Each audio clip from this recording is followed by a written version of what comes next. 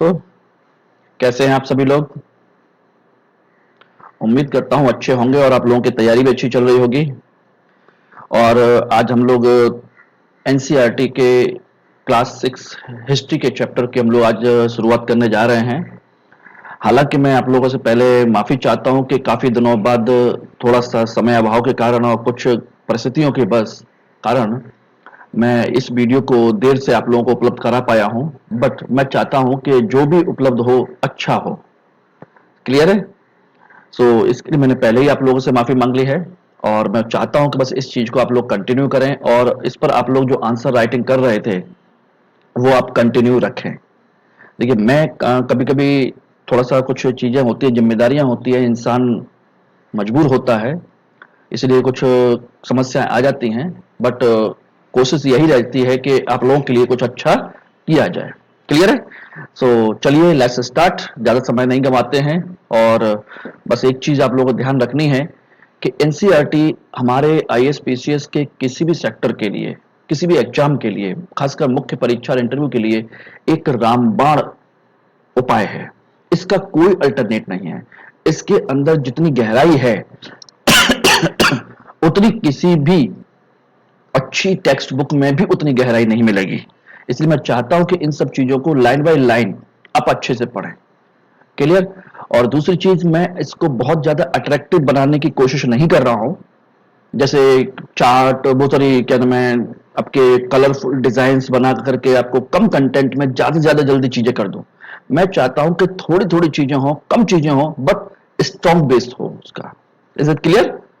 So strong base के साथ आप लोग बढ़िए, एक एक पॉइंट को क्लियर कीजिए, वन बाय वन सारी चीजों को क्लियर करते जाइए।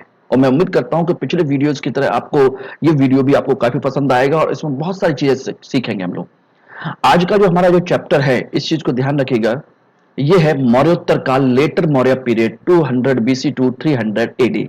यानी कि मौर्य काल, अशोक चंद्रगुप्त मौर्य का जो साम्राज्य था उसका पतन जब हो गया तो उसके बाद देखते हैं कि एक नया साम्राज्य आया गुप्त काल से पहले। और वो साम्राज्य जो है कोई एक कहा जाए कि बड़ा एक कहा जाए कि यूनाइट, एकीकृत साम्राज्य नहीं था, बल्कि एक विखंडित राज्य था। उसमें कई सारे ऐसे छोटे बड़े राज्य गठित हुए जो उस समय एक कहा जाए बड़े साम्राज्य की नींव रख सकते थे, लेकिन वो नहीं रख पाए। और वही समय है जहां पर विदेशी आक्रमण भी बड़े स्तर पर हुए और विदेशी लोग भारत में आए हैं। तो इस चीज को हम लोग आज इसमें पढ़ेंगे कि कौन कौन से इस समय के शासन वंश थे और उनका प्रभाव हमारे सामाजिक, आर्थिक, राजनीतिक जीवन पर क्या क्या पड़ा था, उसके बारे में हम लोग चर्चा करेंगे। तो इसमें देखें तो इसमें ये कंटेंट है जिसके बारे में हम लोग चर्चा करेंगे। फर्स्ट ऑफ ऑल ये है सामान्य परिचय, जनरल इंट्रोडक्शन। और इसमें हम बताएंगे कि यह साम्राज्य विघटन का काल है, मींस एम्पायर डिस्ट्रक्शन। एम्पायर जो मौर्य साम्राज्य था इतना बड़ा, जो नॉर्थ इंडिया से लेकर के साउथ इंडिया तक और ईस्ट में जाए तो कहा जाए कि अफगानिस्तान से लेकर के बंगाल तक का पूरा साम्राज्य था, वो टूट करके बिखरने लगा और वो तीन बड़े क्षेत्रों में विभाजित हो गया। नॉर्थ इंडिया, दक्कन यानी कि महाराष्ट्र कर्नाटक का क्षेत्र जिसको हम दक्कन कहते हैं, और साउथ इंडिया सुदूर दक्षिण तमिलनाडु केरल का इलाका। ये तीन बड़े क्षेत्र इसमें विभाजित हुए। इसके बारे में चर्चा करेंगे कि इस समय कौन कौन सी डायनेस्टीज, कौन कौन से वंश यहां पर आए थे और उनका क्या योगदान था, क्या कंट्रीब्यूशन था। सेकंड, इसमें आप देखेंगे वन बाय वन क्या है। तो उत्तर भारत में दो तरह की शक्तियां हैं। एक भारतीय शासक, इंडियन एम्परर्स, जिनमें दो डायनेस्टी हैं, सुंग डायनेस्टी एंड कण्व डायनेस्टी। ये दो डायनेस्टी हैं उत्तर भारत में पैदा हुई। मौर्य वंश के बाद सुंग वंश आया, सुंग वंश के बाद कण्व वंश आया। क्लियर। और विदेशी शक्तियां, इसी समय विदेशी आक्रमण भी हुए, फॉरेन निवेजन्स हमारे यहां अटैक हुए। और उनमें कौन कौन से हैं? इंडो ग्रीक्स, हिंद यूनानी, शक, क्षत्रिय कहते हैं उनको, सीथियन, शक, कुषाण और पार्थियन, पहलव भी कहा जाता है। तो इंडो ग्रीक्स, शक, कुषाण एंड द पार्थियन, ये चार वंश हैं जो इस पीरियड में यहां आए थे और उन्होंने अपना साम्राज्य यहां स्थापित किया और धीरे धीरे यहीं की संस्कृति में बदल गए, यहीं की संस्कृति को अपना लिया और यहीं के बन करके रह गए। इसी पीरियड में साउथ इंडिया के दक्कन वाला जो इलाका है, महाराष्ट्र और कर्नाटक का, आंध्र प्रदेश का जो क्षेत्र है, वहां पर एक बड़ी डायनेस्टी उभर के आती है इनमें से सबसे पहले महापाषाण काल आता है, जो बिल्कुल बिगिनिंग है पाषाण काल के जस्ट बाद, और उसके बाद एक बड़ी डायनेस्टी उभर के सामने आती है जिसे हम कहते हैं सातवाहन वंश। कह सकते हैं कि इस समय सबसे बड़ा विशाल साम्राज्य जो है, सबसे महान वंश इस पीरियड का यही है, नॉर्थ से लेकर के साउथ तक, सातवाहन डायनेस्टी। और सुदूर दक्षिण में देखा जाए तो यहां पर देखेंगे संगम वंश की वो संगम काल है, संगम पीरियड आता है, और संगम पीरियड के समय ही तीन बड़े साम्राज्य का उदय होता है, Chola, Chera, Pandya. Three empires emerge in this period, Chola, Chera and Pandyas. It is clear. तो इन डायनेस्टीज के बारे में हम वन बाय वन थोड़ा थोड़ा जानने की कोशिश करेंगे, जिससे कि आप लोगों का एक बेस क्लियर हो सके। Is it clear? ओके, चलिए नेक्स्ट। अब इसमें सबसे पहले बात करते हैं साम्राज्य विघटन, यानी कि सामान्य परिचय। साम्राज्य विघटन कैसे हुआ, कहां कहां हुआ, कैसे कैसे हुआ। तो देखिए, साम्राज्य विघटन के संदर्भ में बात किया जाए तो उत्तर भारत में सबसे पहले बात करते हैं, फिर साउथ इंडिया में बात करेंगे, दक्षिण भारत में, north India and south India, इसके बारे में।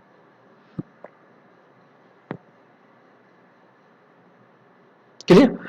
सबसे पहली बात तो यह है कि उत्तर भारत में साम्राज्य का विघटन क्यों हुआ, क्योंकि केंद्रीय शक्ति यानी कि सेंट्रल जो पावर है वो कैसी हो गई, कमजोर हो गई। और हम देखा था कि मौर्य वंश का जो अंतिम शासक है बृहद्रथ, उसकी हत्या शुंग वंश के पहला शासक जो है पुष्यमित्र शुंग, जो सेनापति था, उसी ने उसकी हत्या कर दी और साम्राज्य को अपने अंडर में ले लिया। तो केंद्रीय शक्ति कमजोर हो गई, सेंट्रल पावर डिक्लाइंड। एक इसी पीरियड में छोटे छोटे राज्य उभर करके सामने आए। आपने पिछले लेक्चर में देखा था कि मौर्य डायनेस्टी में ही अलग अलग टाइम पीरियड में अलग अलग क्षेत्रों में, क्योंकि एक विशाल साम्राज्य था, तो अलग अलग राज्यों ने समय समय पर विद्रोह भी किए थे, समय समय पर क्या किए थे, रिवोल्ट भी किए थे। और जब केंद्रीय शक्ति कमजोर हो गई तो छोटे छोटे राजा अपने आप को स्वतंत्र घोषित कर दिया। इससे क्या हुआ, छोटे छोटे राज्यों का उदय हुआ, emerge the small states. Clear? और इसी पीरियड में जब केंद्रीय शक्ति कमजोर है, शासन कमजोर है, तो विदेशी शक्तियां भी इस पीरियड में आई, फॉरेन इन पावर्स। उनमें कौन कौन सी हैं, मैंने आपको पहले फ्रंट पेज में बताया भी है। इंडो ग्रीक्स, शक, पार्थियन, पहलव, शक और कुषाण, ये सब लोग आए। और चौथा पॉइंट है राजनीतिक विखंडन का युग। अब चूंकि एक जगह पर सोचिएगा, पूरे हिंदुस्तान में सोच लीजिएगा, और खासकर नॉर्थ इंडिया में एक तरफ शुंग है, ठीक, उसके बाद कण्व वंश आता है, उसी समय आपके शक भी आते हैं, कण्व भी, वो सॉरी शक भी हैं, पहलव भी हैं, इधर शक, आपके कुषाण भी आते हैं, इंडो ग्रीक्स भी आते हैं। तो इन सब की जो अपना एडमिनिस्ट्रेटिव पॉलिटिकल सिस्टम है, क्या पॉलिटिकल सिस्टम यूनिफाइड रहेगा, एक जैसा रहेगा? नहीं रहेगा, बल्कि यह भी विखंडित होगा। तो राजनीतिक विखंडन का युग है, साम्राज्य का विखंडन, राजनीतिक व्यवस्था का विखंडन। तो टोटल इस तरीके से ये सारी चीजें चली। इसी समय साउथ इंडिया में एक सेपरेट कल्चर का डेवलपमेंट हुआ, जिसे हम कहते हैं महापाषाण काल। यानी कि जिस समय हमारे यहां वैदिक पीरियड चल रहा था, यानी कि सिंधु घाटी सभ्यता और उसके बाद वैदिक काल चल रहा था, उस पीरियड में साउथ इंडिया में मेगालिथिक कल्चर का इमरजेंस हुआ था। मेगालिथिक कल्चर, महापाषाण काल। महापाषाण काल क्या होता है, हल्का समय इंट्रोडक्शन आपको देता हूं। इस पीरियड के जो लोग हैं, गांव में रहते हैं, ग्रामीण संस्कृति का विकास करते हैं, और जब उनमें से किसी की डेथ हो जाती है तो उनकी डेड बॉडी को वो दफना देते हैं। ये, और दफनाने के बाद उसके सराउंडिंग में, उसके चारों तरफ बड़े बड़े पत्थरों से उसका स्मारक बना दिया जाता है, घेर दिया जाता है बड़े बड़े पत्थरों से। इसीलिए इसको हम क्या कहते हैं, महापाषाण काल।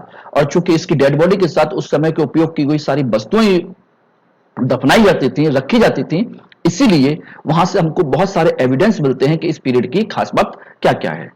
तो महापाषाण काल, और ये कैसी कल्चर था, ग्रामीण संस्कृति, रूरल कल्चर। और उसके बाद जब ये डेवलप हो गया, धीरे धीरे विकसित होता चला गया, ग्रामीण संस्कृति धीरे धीरे शहर में बदलने लगी, क्योंकि विकास तो होता ही है। ग्रामीण संस्कृति जब शहर में यानी कि रूरल टू अर्बन होने लगा, तो इस क्षेत्र में दो अलग अलग क्षेत्र विकसित हो गए। एक दक्कन ऊपर का इलाका, यानी कि जहां पर हम कह सकते हैं महाराष्ट्र, कर्नाटक, आंध्र प्रदेश का इलाका, जहां पर सातवाहन डायनेस्टी का इमरजेंस होता है। और एक सुदूर दक्षिण, जहां पर ग्रामीण संस्कृति के बाद संगम काल शुरू होता है, जिसकी जानकारी हमें संगम लिटरेचर से मिलती है। और यहीं पर तीन साम्राज्य उद्घाटित होते हैं इसी संगम पीरियड में ही, चोल, चेर और पांड्यास। 3 डायनेस्टीज। कहां कहां आप देख सकते हैं, ये चोल का इलाका, अगर हम ये साउथ इंडिया की बात करें तो ये रहा, ये चोलों का है, और ये आपका चेर है केरल वाला इलाका, और ये है बिल्कुल समुद्र के किनारे पर यहां पर आपके पांड्याज, यहां पर पांड्य हैं, पांड्याज, ये चोल हैं, और यहां पर चेर हैं, ये रहे। इस तरीके से ये इनका साम्राज्य है, और यहां पर कौन है, सातवाहन। ठीक, चलिए अब बात करते हैं, सबसे पहले वन बाई वन उठाते हैं उत्तर भारत यानी नॉर्थ इंडिया के एम्पायर को। और नॉर्थ इंडिया में सबसे पहले चर्चा करें घरेलू शक्तियां कौन कौन सी हैं, तो सुंग डायनेस्टी और कण्व डायनेस्टी। मौर्य वंश के बाद सुंग डायनेस्टी आई थी, और ये सुंग डायनेस्टी एक ब्राह्मण डायनेस्टी थी, और इसका फाउंडर जो है पुष्यमित्र सुंग है। दोस्तों ध्यान रखिएगा कि यहां पर मैंने कुछ फैक्चुअल चीजें भी आपको देने की कोशिश की है, हालांकि जो एनसीईआरटी में नहीं है, बट मैंने एक्स्ट्रा कुछ कुछ चीजें देने की, समझाने की कोशिश की है, इसको आप समझ लीजिएगा, क्योंकि ये आपके जब आप पढ़ें तो कुछ चीजें हमको और भी एक्स्ट्रा मिले। तो मैं यहां से एक नई चीज और शुरू कर रहा हूं कि आप लोगों को कुछ फैक्चुअल इंफॉर्मेशन भी उपलब्ध कराई जाए। क्लियर, तो इस चीज को ध्यान रखिएगा। तो पुष्यमित्र शुंग इस वंश का फाउंडर है, और वह एक वैष्णव अनुयायी है, क्योंकि वह ब्राह्मण वंश का है। उसने अपने समय में अश्वमेध यज्ञ भी किया था। ध्यान रखिए, ऐतिहासिक स्तर पर अश्वमेध यज्ञ करने वाला पहला शासक है ये। बाकी रामायण महाभारत में तो अश्वमेध यज्ञ की बहुत सारी जानकारी मिलती है, लेकिन वो हमारा ऐतिहासिक स्तर पर उसका एविडेंस अभी कम है, इसलिए ध्यान रखिएगा। ऐतिहासिक स्तर पर जिसके एविडेंस हैं वो ये है। दूसरा, पुष्यमित्र शुंग वो व्यक्ति है जिसने सांची के स्तूप की मरम्मत करवाई थी, रिपेयरिंग ऑफ द सांची स्तूप। कहा जाता है कि पुष्यमित्र शुंग ने 84,000 स्तूप जो अशोक ने बनवाए थे उनको तोड़ दिया था, लेकिन उसने सांची के स्तूप की मरम्मत करवाई, उसकी रेलिंग बनवाई, उसको व्हाइट मार्बल से कवर करवाया। कहा जाता है कि यह बौद्ध विरोधी भी था, इसीलिए उसने स्तूप तोड़वाए थे, लेकिन इसका एविडेंस हमको मिलता है कि इसने इसको रेलिंग उसकी बनवाई और उसको व्हाइट मार्बल से कवर्ड भी करवाया था। क्लियर, तो ये 3-4 चीजें ध्यान रखना। दूसरा, इसकी वंश का इसका बेटा है अग्निमित्र। इनकी सबके बारे में बहुत ज्यादा जानकारी नहीं मिलती, बट इतना समझ लीजिए अग्निमित्र की जानकारी हमें मिलती है, कालिदास का एक नाटक है मालविकाग्नि मित्रम। मालविकाग्नि मित्रम, मालविका और अग्निमित्र की लव स्टोरी है ये। क्लियर, तो इसको ध्यान रखिए। मालविकाग्नि मित्रम रचना किसकी है, ये आपका प्री के लिए एग्जाम के लिए क्वेश्चन है, इसको ध्यान रखना। दूसरा, इसके वंश का एक शासक और है भागभद्र। भागभद्र के समय में एक विदेशी राजदूत आया था जिसका नाम है हेलियोडोरस। हेलियोडोरस विदेशी राजदूत, फॉरेन एम्बेसडर। और विदेशी राजदूत ने भागभद्र से परमिशन मांगी थी कि वह वैष्णव धर्म को स्वीकार करना चाहता है, वैष्णव धर्म को, और उसने अपना नाम वासुदेव भी रख लिया था। क्या नाम चेंज कर लिया था, वासुदेव। और उसी ने विदिशा में, विदिशा मध्य प्रदेश में एक गरुण स्तंभ की स्थापना की थी, गरुण पिलर की स्थापना की थी। और गरुण क्या है, विष्णु का वाहन है, इसीलिए उसके प्रति उसने श्रद्धा दिखाई और गरुण स्तंभ बनाने की परमिशन मांगी और उसने बनवाया। क्वेश्चन बनता है कि विदिशा में गरुण स्तंभ किसने बनवाया, हेलियोडोरस ने। और हेलियोडोरस ने अपना नाम क्या रखा था, वासुदेव। और किसके दरबार में आया था, भागभद्र के दरबार में। अब आपके लिए एक छोटा सा क्वेश्चन है जो आप लोगों को घर पे जाकर के सर्च करना है, तलाश करना है। एक, पहला, हेलियोडोरस किस देश से आया था, कहां से आया था, किस देश का एम्बेसडर था, राजदूत था, और उस देश के राजा का नाम क्या है। ये आपका होमवर्क है, थोड़ा सा ध्यान ढूंढने की कोशिश कीजिए, क्यूरियोसिटी जगाइए, मजा आएगा। क्लियर, तो मैं इसका आपको एक वो दिखाता हूं इमेज, कैसी है कैसी नहीं है। ये देखिए, ये है आपका हेलियोडोरस, विदिशा का हेलियोडोरस का गरुण स्तंभ।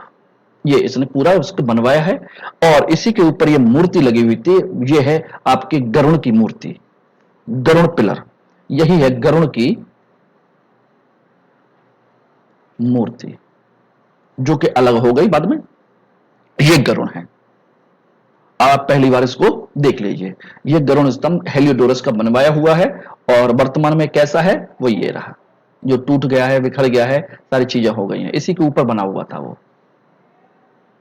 Is it clear?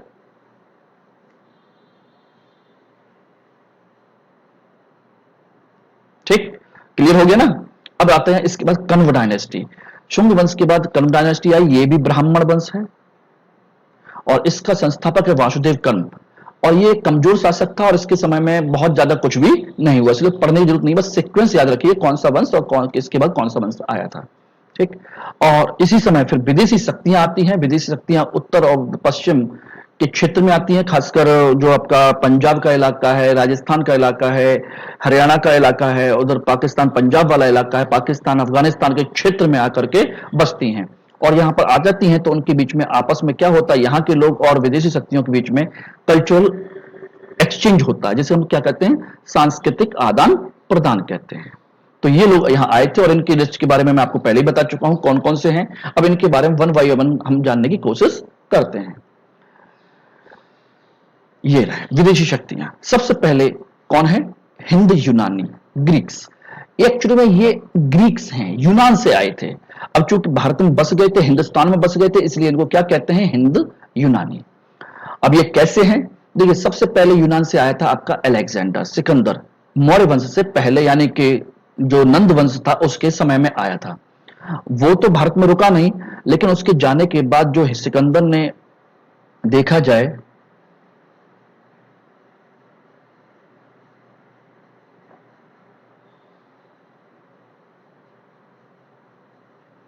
ये जो क्षेत्र है, इस क्षेत्र में यहां पर अपना साम्राज्य स्थापित कर लिया था उनके सेनापति, मतलब कुछ क्षेत्र जीत लिया था और उस क्षेत्र को जीतने के बाद जब वो चला गया तो उसके सेनापतियों को दे दिया गया, खासकर ईरान और अफगानिस्तान का इलाका यहां पर। और इनका जो प्रमुख सेनापति था वो था सेल्यूकस, जिसने अपने एक बड़ा साम्राज्य बनाया, जिसे बाद में चंद्रगुप्त मौर्य ने हराया था और उसकी बेटी से शादी की थी। ये हमने पिछले लेक्चर में देखा।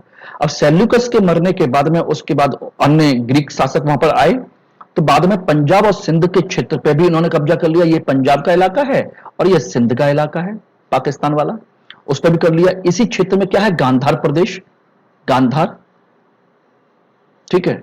तो सिकंदर के समय में ध्यान रखें, गांधार का शासक कौन था, आम्भी, आम्भी। और इसी गांधार प्रदेश के जस्ट थोड़ा सा आगे जाकर के यहां पर आपका एक शासक था पोरस, ये तो आप जानते ही होंगे, ठीक है।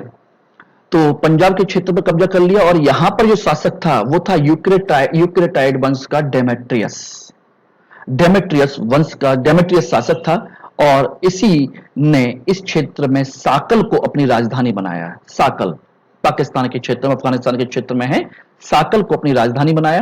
और इसी के बाद इसका एक और वंशज आता है मिनांडर, जिसे कहते हैं मिलिंद, और इसने तक्षशिला को अपनी राजधानी बनाया। और तक्षशिला तो जानते ही हैं, गांधार की राजधानी थी और वहीं पर आपका चंद्रगुप्त मौर्य को चाणक्य ने शिक्षा दी थी। चाणक्य वहां के बहुत बड़े प्रोफेसर रहे, टीचर रहे। तो वही तक्षशिला अब किसके कब्जे में आ गई, इंडो ग्रीस के कब्जे में आ गई थी। क्लियर है? और इसके बारे में जानकारी मिलती है, एक पुस्तक है नागसेन की, नागसेन बौद्ध भिक्षु हैं, उनकी पुस्तक है मिलिंद पन्हो, मिलिंद पन्हो, पाली भाषा में है। मिलिंद का मतलब होता है मेनांडर, मिलिंद, और पन्हो मीन्स प्रश्न। Milinda Panho means questions of the Milinda. नाग कोई क्वेश्चन कौन पूछता है, मिलिंद पूछता है नागसेन से कि भाई मैं आपका बौद्ध धर्म तभी स्वीकार करूंगा जब मेरे क्वेश्चन की जो क्यूरियोसिटी है, क्वेश्चन के आंसर मिल जाएंगे। तो मिलिंद जो है क्वेश्चन पूछता है और नागसेन उसका उत्तर देते हैं, और जब वो उनसे खुश हो जाता है तब ये मिलिंद जो है अपने आप को बौद्ध बना लेता है, यानी बौद्ध धर्म को स्वीकार कर लेता है। क्लियर है? तो ये इस समय की छोटी छोटी इंफॉर्मेशन इस समय मिलती है। और इसके समय की खास बात क्या है, इंडो ग्रीक्स की समय की दो चीजें हैं, एक चित्र और नाम वाले सोने के सिक्के जारी किए, चित्र और नाम, यानी कि issue the coins of gold, gold coins with the name and figure of a king और द गॉड, यानी कि शासक या राजा या ईश्वर के चित्र और नाम वाले सिक्के जारी किए थे। दूसरा, इन्होंने मिश्रित संस्कृति को बढ़ावा दिया। बस इन पॉइंट्स को याद रखिएगा, मिश्रित संस्कृति। अब ये देखिए सिक्के कैसे हैं, ये रहे, ये हैं आपके गोल्ड कॉइन्स, पहली बार जब बनाए गए सोने के सिक्के इंडो ग्रीक्स के, एक तरफ राजा, एक तरफ उनके ईश्वर या देवता का चिन्ह है और लिखा हुआ भी है, नाम और चित्र वाले लिखे हुए, जिससे पता चल सके किस राजा ने बनाए हैं। इससे पहले भारत में ऐसे सिक्के नहीं बनाए जाते थे। हमारे आहत सिंह के पंचमार्क पॉइंट बनाए जाते थे, यानी जिन पर कोई सिंबल बना होता था, जिससे यह पता नहीं चलता था यह सिक्का किसका, ना कोई नाम लिखा होता था, ना कोई कुछ और चीज, देवी देवता राजा का चित्र नहीं होता था। बट इस समय पहली बार इमेज बनी हुई है गॉड की, एम्परर की, उस पर नाम लिखा हुआ है, उसके राजा का, उसके शासक का, उसके ईश्वर का नाम लिखा हुआ है। इट इज द आइडेंटिटी, एक अलग पहचान है, यूनिकनेस है ये। क्लियर? तो ये आपको क्लियर हो गया। और ये है उसका एम्परर। ये देखिए इस क्षेत्र में कब्जा किया हुआ था, तो देखिए इंडो ग्रीक किंगडम, ये पूरा एरिया है इंडो ग्रीक्स का। ठीक, ये अलेक्जेंड्रिया है, ये डेमेट्रियस यहां से होता हुआ आता है और यहां पर अटैक करता है पूरे इस क्षेत्र में। ये मथुरा बथुरा यहां से वापस लौट जाते हैं। साकेत है, ये सब दिख रहे हैं, सागल है, ये रही साकल, यहां पर ये तक्षशिला है। क्लियर हो गया? तो ग्रीको बैक्ट्रियन किंगडम इसी को कहा जाता है। यहां से देखिए ये बॉर्डर है, ये इसका इनके कब्जे में था, ये सर यहां से ये रहा, इतना एरिया इनके कब्जे में। बाकी इन्होंने जीतने की कोशिश की, वापस लौट गए। Is it clear? यहां पर सुंग डायनेस्टी थी, ये रहा सुंग डायनेस्टी का एम्परर है, ये छोटा सा राज्य रह गया सुंग एम्पायर, ये रहा। ये विदिशा है, ये रहा विदिशा एमपी, जहां पर क्या बना था, गरुड़ पिलर। और उसके नीचे देख रहे हैं आप सातवाहन डायनेस्टी है दक्कन की। तो इंडो ग्रीक किंगडम क्लियर हो गया। चलिए नेक्स्ट देखते हैं। अब आते हैं पार्थियन या पहलव। पार्थियन या पहलव, ये बेसिकली मूल निवासी हैं ईरान के, पर्सिया के, और इनके एक शासक का नाम की जानकारी मिलती है, वो है गोंडो फर्निस, जिसे हम फारसी में विंद फर्ण भी कहते हैं। विंद फर्ण पारसी भाषा में विंद फर्ण। और इसकी खास बात क्या है, इतना ही आपको याद रखना है, इससे ज्यादा नहीं है। इसी के समय में पहला ईसाई धर्म प्रचारक सेंट थॉमस भारत आया था, फर्स्ट। यानी कि कहा जाए कि भारत में ईसाई धर्म का प्रवेश कब हुआ, पार्थियन शासकों के समय में, जब सेंट थॉमस ईसाई धर्म प्रचारक भारत आया था, खासकर केरल के इलाके में। उस समय इनका साम्राज्य यहां पर था और इनसे मिला भी था, गोंडो फर्निस से भी मिला था। इस वंश का पहला शासक है माउस और वास्तविक संस्थापक है मिथ्रेडेट्स। फर्स्ट एम्परर माउस है, रियल फाउंडर मिथ्रेडेट्स है, लेकिन मुख्य शासक जिसकी पहचान है, जिसको याद रखना है, दैट इज द गोंडो फर्निस। और इसकी कैपिटल क्या थी, तक्षशिला। यानी कि आपके इंडो ग्रीक्स को हटा करके तक्षशिला को इन्होंने अपनी कैपिटल बना लिया। और ये सेंट थॉमस का एक इमेज है, जिसको आप समझ लीजिए कि ये लोग my Lord, oh my God,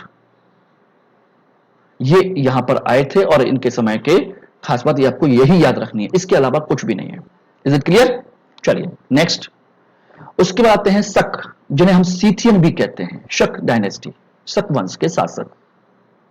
और भारत में इसकी दो शाखाएं हैं, टू ब्रांचेस, एक उत्तरी नॉर्थ में, जिसकी दो कैपिटल हैं, तक्षशिला और मथुरा, और एक पश्चिमी वेस्टर्न सौराष्ट्र यानी गुजरात का इलाका, गुजरात राजस्थान में एमपी का इलाका, जिनकी कैपिटल क्या है, नासिक और उज्जैन, मालवा के रीजन में। और इसी पश्चिमी शाखा का महान शासक है Rudradaman, Rudradaman the great emperor of the शक डायनेस्टी। तो ध्यान रखना है, क्या क्या याद रखना है, सीथियन इनको कहते हैं, दो ब्रांचेस हैं, टू ब्रांचेस, एक नॉर्थ और दूसरी वेस्ट, और यहां पर कैपिटल क्या है, नासिक एंड उज्जैन। और इस रुद्रदामन के बारे में आपको दो तीन चीजें याद रखनी है। पहला कि इसने सुदर्शन झील, सौराष्ट्र यानी गिरनार में, जहां पर आपके एशियाई सिंह पाए जाते हैं, गिर फॉरेस्ट जो है, वहां पर एक सुदर्शन झील की मरम्मत करवाई थी। इस सुदर्शन लेक को चंद्रगुप्त मौर्य ने बनवाया था सिंचाई के लिए। अशोक ने उसकी रिपेयरिंग करवाई, अब इसने भी उसकी रिपेयरिंग करवाई, मरम्मत करवाई, सुदर्शन लेक की डैम बनवाया था, उसकी रिपेयरिंग करवाई। और यहीं पर उसने गिरनार का संस्कृत का पहला अभिलेख लिखवाया, इसी ने, रुद्रदामन ने। तो क्वेश्चन पूछा जाता है, संस्कृत का फर्स्ट इंस्क्रिप्शन यानी कि लेख लिखवाया किसने, रुद्रदामन ने। सो इट इज क्लियर, इसको ध्यान रखना। और इसका इतना महान शासक था कि इसने एक बॉर्डर बना दिया था कि सातवाहन शासकों को उससे ऊपर आने नहीं दिया, यानी कि नर्मदा नदी से ऊपर नहीं आने दिया, नॉर्थ में उनका प्रवेश रोक दिया। इस तरह से ध्यान रखिएगा। अब ये देखिए, ये है इनका शक शासकों का क्षेत्र। देखिए ये है आपके कौन से, नॉर्थ वाले, और ये हैं आपके वेस्ट वाले, ये रहे। इसके देखिए उज्जैन, उज्जैन के छत्र कहलाते हैं, ये रहे उज्जैन, इनकी कैपिटल है।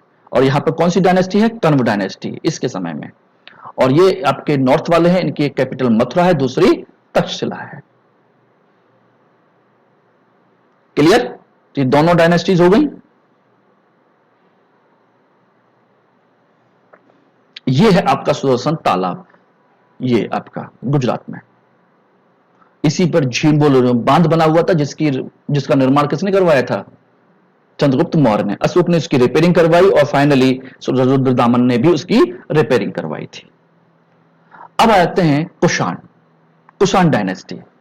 कुषाण बेसिकली मूल रूप से चीनी तुर्किस्तान के रहने वाले हैं, from the Turkestan of China. और इस कुषाण को इंडिया में यूची भी कहा जाता है। यह 5 कबीलों में विभाजित थे, दे वर डिवाइडेड इनटू 5 क्लान्स। उनमें से एक जो है भारत आई थी और आकर के ये पंजाब के क्षेत्र में बस गए थे, settle in the Punjab region, जिसकी 2 कैपिटल उन्होंने बनाई थी, एक पेशावर उत्तरी क्षेत्र की, दूसरी मथुरा दक्षिणी क्षेत्र की। तो 2 कैपिटल इन्होंने बनाई। क्लियर, इसको याद रखना। और इनके प्रमुख शासक कौन कौन हैं, दीज आर द 3। पहला शासक है कुजुल कडफिसस, जिसने तांबे के सिक्के चलाए थे, issued the copper coins, Kujula कडफिसस कहा जाता है। सेकंड है विम कडफिसस, जिसने सोने के सिक्के चलाए। क्लियर, विम कडफिसस। और थर्ड महान शासक है कनिष्क। ये सबसे महान, सबसे ग्रेट एम्परर है, जिसने अपने समय में 78 एडी में एक शक संवत चलाया था, शक एरा। और आज भी हम लोग सरकार, भारत सरकार इसी शक संवत को चलाती है, विक्रम संवत को नहीं, शक संवत 78 एडी। इसलिए हम जो 2020 में जो बात करते हैं उसको में अगर हम 78 एडी जोड़ दें, 78 एडी, तो हमें शक संवत की सही डेट पता चल जाएगी। भारत सरकार द्वारा जो मान्यता प्राप्त है वो कौन सी है, शक संवत। और ये आपके ध्यान रखिए, पीसीएस के क्वेश्चन में पिछले साल पूछा गया था 2019 में। दूसरा, ये मध्य एशिया में हुण शासकों को इन्होंने हराया था। हुण एक कहा जाए कि खानाबदोश जनजाति है, बहुत ही क्रूर और कहा जाए कि बहुत ही लड़ाकू जनजाति है।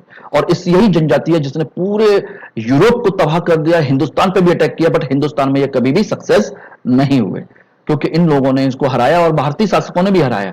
और इसके समय की खास बात ध्यान रखिएगा, इसी के समय में चौथी बौद्ध संगीत का आयोजन किया गया था कुंडलवन कश्मीर में, कुंडलवन कश्मीर में चौथी बौद्ध संगीत, यानी 4th समिट ऑफ बुद्धिज्म। 4 संगीति हुई, ठीक है। तो पहली राजगिरा में हुई थी अजात शत्रु के समय में, दूसरी हुई थी आपकी वैशाली में कालाशोक के समय में, तीसरी हुई थी आपकी पाटलिपुत्र में अशोक के समय में, और चौथी हुई थी कुंडलवन कश्मीर में कनिष्क के समय में। क्लियर, तो ये 4 हैं, इन चारों को आपको याद रखना। These are the 4 Buddha summits, ये आयोजित हो गई। और इसी समय एक ध्यान रखिएगा कि कनिष्क की एक मूर्ति मिली है मथुरा से, उसको ध्यान रखना है। क्वेश्चन पूछा जा सकता है, लेकिन उसका सर नहीं है, धड़ ही धड़ है, किसी ने सर को तोड़ दिया, हटा दिया, वो हमको नहीं मिल पाया। कनिष्क की एक बहुत बड़ी मूर्ति है, जो कि आपको मैं दिखाता हूं, ये रही। ये कनिष्क के मथुरा से प्राप्त एक म्यूजियम है, उससे आपको मथुरा में प्राप्त हुई थी, जिसमें हाथ में तलवार पकड़े हुए है। उसका जो कोट है किस तरह का है आप देखिएगा, किस तरह के कपड़े हैं, किस तरह के जूते हैं, किस तरह की तलवार है, वेशभूषा से लेकर के हर एक चीज की जानकारी मिल रही है। सर नहीं है, पत्थर की मूर्ति है, बलुआ पत्थर है, इसको ध्यान रखना, ये मिली है। और दूसरा आपका ये है इसका कुषाण एम्पायर का एरिया कहां पर है। तो देखिए यहाँ आपके यहाँ से चले थे ये लोग चाइना से, और चल करके कासगर कच्छ होते हुए कहां पहुंचे, अफगानिस्तान में पामीर से ऊपर होते हुए, और यहां से होते हुए हिंदू कुश रेंज क्रॉस करते हुए इंडिया में आ गए। तो तक्षशिला में आ गए और उसके बाद कहां आ गए, मथुरा में आ गए, ये साकेत है, ठीक है ना, तो यहां तक ये चले आए, ठीक है। और उसके बाद वैष्णव क्षत्रप हैं, जहां विदिशा वगैरह, विदिशा, पाटलिपुत्र, इन सब को किया है, तो यहां पर भी ये रहे। Is it clear? इस तरीके से ये यहां पर आए हैं। अब विदेशी आक्रमण का प्रभाव क्या क्या है वो आप देख लीजिए। देखिए, विदेशी आक्रमण का प्रभाव है आपका, प्रभाव क्या है ये देखेंगे। विदेशी आक्रमण का प्रभाव, पहला प्रभाव जो सही मायने में देखा जाए तो एक इनके विचारों का आदान प्रदान है, एक्सचेंज ऑफ द थॉट्स। और किसके क्षेत्र में विचारों का आदान प्रदान, ये देखिए, कला के क्षेत्र में, धर्म के क्षेत्र में और विज्ञान एवं अन्य चीजों के क्षेत्र में। यानी इन तीन क्षेत्रों में एक दूसरे से हमने बहुत कुछ लिया और दिया है, खासकर विचारों के मामले में। तो art, religion, art and science के फील्ड में हमने बहुत कुछ एक्सचेंज किया है। अब क्या क्या है विचारों का आदान प्रदान, देखिए, सबसे पहले हम देखा जाए तो ये तो है ही है। इसके अलावा देखिए, ईरान और पश्चिम एशिया से हमारे, चूंकि ये लोग इस क्षेत्र से लगातार आए, तो क्या हुआ, हमारा इनसे संपर्क बढ़ा, खासकर ईरान से, पश्चिम एशिया से हमने लिंक बनाया, ठीक। दूसरा, इससे बढ़कर के हम कहां तक पहुंचे, मध्य एशिया, इजिप्ट, मिस्र तक हमने व्यापार को पहुंचाया, यानी कि सेंट्रल एशिया तक पहुंच गए। उसके बाद आगे हम अफ्रीका के कॉर्नर तक पहुंच गए, अफ्रीका महाद्वीप के सिकंदरिया, जहां पर आपका सिकंदर को दफनाया गया था इजिप्ट में, वहां तक पहुंच गए। और इससे क्या हुआ, इस तरह से लिंक बनने से एक व्यापार के रास्ते खुले, और व्यापार के रास्ते खुलने से बाद क्या हुआ, आपका व्यापार में वृद्धि हुई, ट्रेड इंप्रूव हुआ। और ट्रेड इंप्रूव हुआ तो भारत में जितने भी बड़े बड़े अच्छे अच्छे जो नगर थे, तक्षशिला, मथुरा, उज्जैनी, ये सब के सब कैसे हो गए, ये इनका विकास हुआ गया, विकास होना शुरू हो गया, क्योंकि इनकी काम इंपॉर्टेंस बढ़ गई, विकास होना शुरू हुआ। और विकास होने के साथ साथ इस क्षेत्र में क्या हुआ, विशेष व्यवसाय के लोग प्रसिद्ध होने लगे, यानी कि अलग अलग जो शहर हैं किसी खास एक चीज के लिए फेमस होने लगे। जैसे मथुरा का साटक कपड़ा है, बात समझे ना, मथुरा अपने साटक कपड़े के लिए फेमस होने लगा, उज्जैनी के और भी कई सारी चीजें फेमस होने लगी। तो यानी एक कोई चीज किसी एक शहर से जुड़ने लगी, यानी विशेष व्यवसाय के लिए काम करने लगी, क्योंकि यहां पर श्रेणी व्यवस्था पहले से विकसित थी और ज्यादा विकसित हो गई। यानी एक शहर में एक गिल्ड, एक श्रेणी, जो एक जैसा व्यवसाय करने वाले लोगों का समूह होता है, a group of the same occupation people, that is called guild, GUILD, guild कहते हैं श्रेणी को। अब ये डेवलप हो गई तो उसने अपने ही व्यवसाय को पूरा फोकस किया था। तो श्रेणी व्यवस्था समझ में आ गई, एक जैसा व्यवसाय करने वाले लोगों का समूह होता है। जब उन्होंने अपना प्रभुत्व बढ़ा लिया तो एक पूरा नगर उनके विशेष वस्तु के लिए फेमस हो गया। और प्रभाव देखें तो कला के क्षेत्र में, देखिए, कला के क्षेत्र में यूनानी मूर्ति कला का प्रवेश हुआ भारत में, खासकर गांधार क्षेत्र में। गांधार क्षेत्र में गांधार मूर्ति कला का विकास हुआ, क्योंकि ये लोग यूनान से आए और यूनानी मूर्ति कला की चीजें बनाई। और इसमें गांधार कला में महात्मा बुद्ध और उनके जो कहा जाए आपके अवतार हैं, जिनको बोधिसत्व कहते हैं, उनकी मूर्तियां बनाई गई। किस शैली में, यूनानी रोमन देवताओं से इस शैली में, ग्रीको रोमन स्टाइल कहते हैं, क्लियर। तो यहां पर उसी तरह की बनाई गई। दूसरी एक मतलब शैली भी विकसित हुई इसी पीरियड में, जो कि अपनी एक स्थानीय शैली है, अपनी परंपरा है, और इसमें बुद्ध की मूर्तियां बनाई गई हैं। यानी कि ये विदेशी प्रभाव है इसमें, यानी स्वदेशी नहीं है, विदेशी है, और ये स्वदेशी है। तो यानी कि ये यूनानी है और ये स्वदेशी, इंडिजिनस। धर्म के क्षेत्र में क्या प्रभाव पड़ा, इस धर्म के क्षेत्र में देखिए, ब्राह्मण धर्म तो यहां चला आ रहा था, कुछ एक शासकों ने ब्राह्मण धर्म भी अपनाया, लेकिन यहां पर बौद्ध धर्म का प्रचार प्रसार और ज्यादा हुआ, क्योंकि इसी पीरियड में बौद्ध धर्म दो भागों में विभाजित हो गया, डिवाइडेड टू टू पार्ट्स। एक हीनयानी परंपरावादी, जो परंपरागत चीजों को मानते थे, उसमें किसी प्रकार का कोई चेंज, कोई बदलाव नहीं मानते थे। दूसरे महायानवादी, सुधारवादी कहते हैं, और ये यहां पर कर्मकांड की शुरुआत हो जाती है। यानी कि अब ये महात्मा बुद्ध और उसके अवतार और बोधिसत्वों की पूजा करते हैं, जो कि हमारे यहाँ जो बौद्ध धर्म में पूजा पाठ वर्जित था। और ये धर्म प्रचार प्रसार करते हैं विदेशों में, चीन में, मध्य एशिया में, क्या करते हैं, अपने प्रचार प्रसार को बढ़ावा देते हैं। यानी कि पूरे विश्व में भारत धर्म को, वो बौद्ध धर्म को फैलाने का श्रेय किसको जाता है, महायान बुद्धिज्म को। क्योंकि ये परिस्थितियों के अनुसार अपने आप में सुधार करने की क्षमता रखता है लोगों के अनुसार, इसलिए लोगों ने इसको स्वीकार किया। साइंस के फील्ड में देखा जाए तो भारत में यूनानी ज्योतिष को बढ़ावा दिया, यानी कि जो ज्योतिष है हमारे यहाँ जो 7 दिन का कंसेप्ट है, सारी चीजें हैं, ये हमारे वहां की देन है। संडे, मंडे, ट्यूसडे, वेडनेसडे, ये सब यूनानी ज्योतिष का प्रभाव है कि हम दिनों को गिनना सीखे। चिकित्सा के क्षेत्र में इस पीरियड में चरक और सुश्रुत संहिता का विकास हुआ। Charaka Samhita, Sushruta Samhita in the field of medicine. शल्य चिकित्सा का इसी चरण में विकास हुआ और गणित का विकास हुआ। बरहा मेहर से लेकर के बहुत सारे लोग इस पीरियड में आते हैं। तो मैथमेटिक्स, ऑपरेशन यानी कि सर्जरी, मेडिसिन एंड ज्योतिष, एस्ट्रोलॉजी, इन सब चीजों का विकास हुआ इस पीरियड में। क्लियर? तो इनको ध्यान रखिएगा। अब ये देखिए, ये है आपकी महात्मा बुद्ध की रोमन शैली में मूर्ति। पहली बात तो देखिए, इसमें एक चीज ध्यान दीजिएगा, यहां पर जो बनाए गए हैं ये करली हेयर है, घुंघराले बाल, ये इसकी खास बात है। दूसरा, लंबे कान कुंडल पहने हुए, लंबे कान, ये और बहुत ही हष्टपुष्ट, और कहा जाए तो एक बहुत ही अच्छी मूर्तियां इस पीरियड में बनी हैं जो कि गांधार शैली की हैं। तो दोस्तों, आपको ये लेक्चर समझ में आ गया क्या है क्या नहीं है। और आज केवल नॉर्थ इंडिया तक का पोर्शन मैंने इसमें कवर किया है, क्योंकि मैं चाहता हूं छोटे छोटे वीडियो के माध्यम से आपको टू द पॉइंट सारा कंसेप्ट क्लियर किया जाए, ना कि आपका सारा मैटर में एक साथ आपको दे दूं जिससे आप लोग डाइजेस्ट भी ना कर पाए। और दोस्तों, एक चीज मैं आपको और बताना चाहता हूं, मैं आप लोगों के लिए मेंस की आंसर राइटिंग सीरीज मैंने शुरू की है, जिसमें आप लोग अपना आंसर राइटिंग प्रोग्राम मेरे साथ ज्वाइन कर सकते हैं, जिसमें ये फीचर्स हैं, जिसमें हम लोग अब उन सब चीजों को देखेंगे। और इसका कोई चार्ज विशेष नहीं रखा गया है, ओनली 2000 रुपीज पर मंथ है। और इसमें एनसीईआरटी के साथ साथ एडवांस लेवल की सारी आंसर राइटिंग हम करेंगे। जो भी व्यक्ति, जो भी आप लोग करना चाहते हैं, आप लोग जुड़ सकते हैं इसमें। आप लोगों को पर डे 2 से 3 क्वेश्चन आपको उपलब्ध कराए जाएंगे, ठीक है।